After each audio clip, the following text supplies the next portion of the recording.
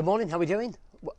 So in today's show we're going to be talking about learning to let go, learning to switch off at the end of the workday. I think this is like one of those subjects that is really important because I think it's so important to make sure that we are not just home and not present. I think we need, when we're at home, when we're around the people that matter, we need to make sure that we're connecting. So we're going to talk about that. All right, guys, so let's get into it. Welcome to the Rise to Thrive show. I'm your host, James Boardman, and if you are coming through, please do hit the love heart button. So what I'd love for you to do in the comments is write down what is the hardest part for you, like in switching off. Do you do anything to help you switch off? And I know that some of my clients might be watching back, so they might share some of the tips and tricks that we do within the Elite Brotherhood. Maybe it's something you still struggle with. What is it? What is the struggle for you? Okay, cool. All right, let's get into it. So I realise how difficult it is to switch off mentally, emotionally and physically. Now, when we go into work, we spend like 8-9 hours really involved within work, right? Our brains go into deep thinking, we're making big decisions.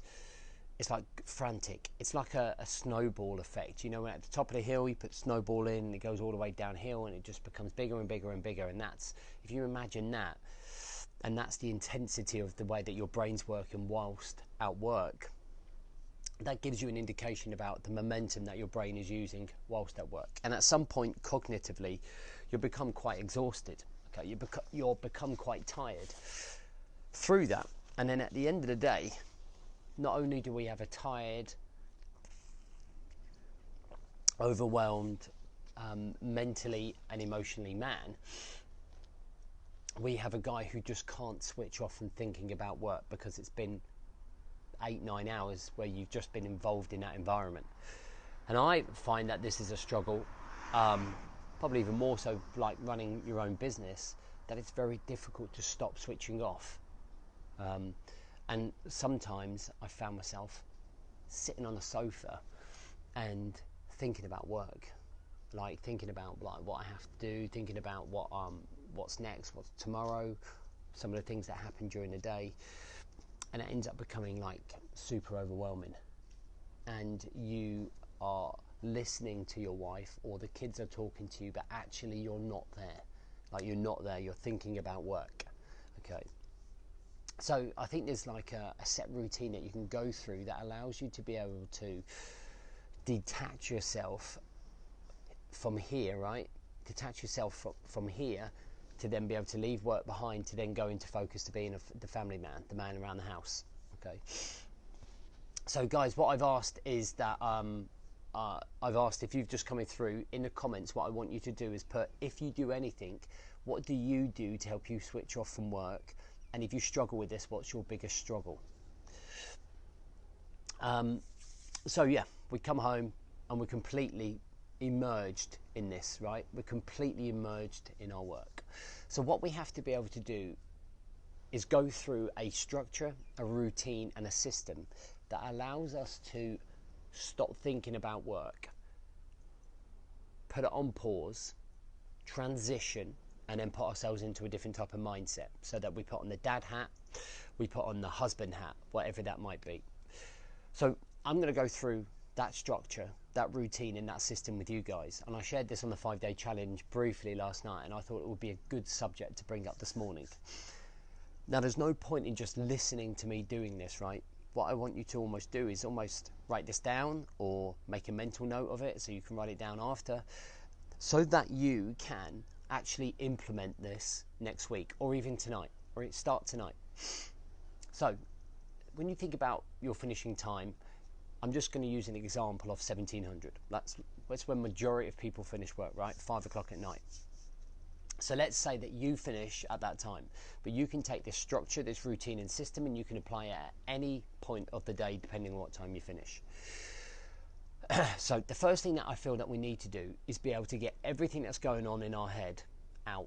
Because for me, with work, it feels that I am constantly needing to do something. So my brain is permanently switched on. Okay, it's switched on because I'm constantly thinking I've got to do that, I've got to do this, I've got to do that. And that ends up consuming my mind, right? So the best thing that we do here is spend a 10-minute period of time where we brain dump. And this is where we can offload a lot of the stuff that's going on in our head. So we just get your notepad, get whatever you've got, and just brainstorm everything that you have to do with work that's in your mind. And that gives you some clarity, some certainty about actually you're not missing anything, you're not missing anything out, you haven't forgotten anything, and you're just allowing yourself to visually see and empty your mind. Okay, so what you can end up doing is then like look at all of those things, and you can almost do some priority work. So you can get a highlighter pen and stick like a yellow over all the prominent things that need doing tomorrow. But that's just all out of your brain now, and I think it offloads a lot of stress and a lot of pressure. It's all there, you've got clarity, you've got certainty, and then you can leave that. Okay, the next thing is like making your top 3 things that you need to do for the next day. So you go, right, this is my number 1 priority, this is my number 2 priority, this is my number 3 priority. So not only then do we have all of these things that we need to do, we then have prioritized it and now have certainty, right? We can take the anxiety of like, what have I got to do tomorrow, what's happening? You already know what your top 3 things are, what you need to do tomorrow. You know where your time, your energy and focus is going to be put into, okay? And we're talking about work right here. Then what we want to do is we want to be able to kind of review or reflect the day, and I think this is a really great way to think about actually the things, your biggest distraction of the day, your biggest win of the day, your biggest learning point of the day. What fun did you have today? What did you do for you today? Like, you don't have to answer all of those questions, but you can have 1 or 2 questions, and you can kind of look at your day and sum it up and think about how you managed yourself, and what are 2 or 3 things that you can take away from the day that actually you've learned about yourself. And what that does is that raises that level of self-awareness about how you're working as a bloke, right? You're thinking about how you're performing in a day. And by doing those 3 exercises, you've offloaded an awful lot out of your head. Right, you've offloaded an awful lot out of your head. You've got a lot of the stuff that you would think about normally when you got home down on paper. You've got a lot of certainty and clarity, which takes away a lot of the anxiety that you struggle with, when you're at home and you should be present. So the next thing is, obviously we finish work, so all those 3 tasks would be done in the last half an hour work. Okay, you could kind of do them on the side whilst you're wrapping up. Okay, makes sense so far? Then we need to go into the distraction phase.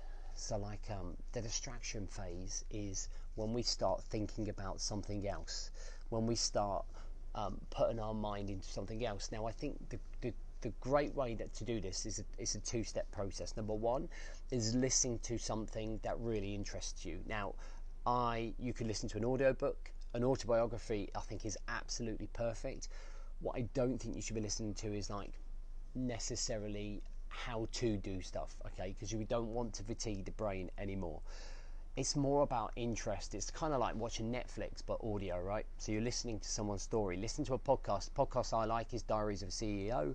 I love listening to all of the CEO's stories, how they got to where they were, all of the problems that they faced. It's just easy listening. So what that does is then takes my mind to a different place other than work. All right, so I've brain dumped, I've offloaded. Now I am consumed in listening to something else, which then starts to make me thinking about other stuff other than work. At the same time, doing some form of activity like go for your main workout, go for a 2 or 3 mile walk home, cycle home. You can do it on the walk home if you're commuting. If you're working from home, then go out and go for a 10, 15, 20-minute walk. And that's just to help decompress, okay, everything that's going on in your head. And I would say that by the time we've got to this point, we are almost ready to take the armour off, leave it at the door so that we can walk in and actually we can be present for the wife, the kids. And what we can end up doing is thinking about, like, I'm looking forward to seeing the kids. And what we don't get is this miserable, negative, short-tempered man that walks through the door where everyone is treading on eggshells as to whether dad or husband is in a good or bad mood. And we're not talking about a lot of time here, but we are talking about a period of maybe 20 minutes. Okay, 20 minutes to 30 minutes spending on yourself, just like what we do in the morning routine, preparing ourselves. 20 to 30 minutes decompressing and putting ourselves in the right frame of mind to be able to go and see the kids. Okay. Now you can adjust that routine if you're a shift worker. Okay, it might be slightly different. People might be in bed when you're getting back, so you know there are some elements of that structure that you can follow, right, and you can adapt and you can make them your own. The very last point to make sure that you're fully engaged, and it's phone management. This, the minute you walk through the door, must go on aeroplane mode. It must go on aeroplane mode until the kids are in bed, okay? Because that is a distraction. If you're going to be present, okay,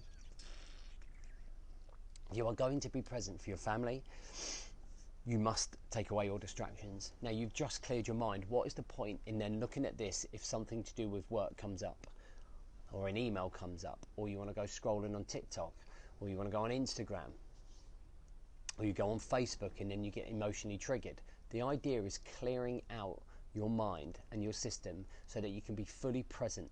If you get home and start scrolling through this, then you are already emotionally distracted. You're basically saying that your wife and your kids are not entertaining enough, are not enough to keep you occupied.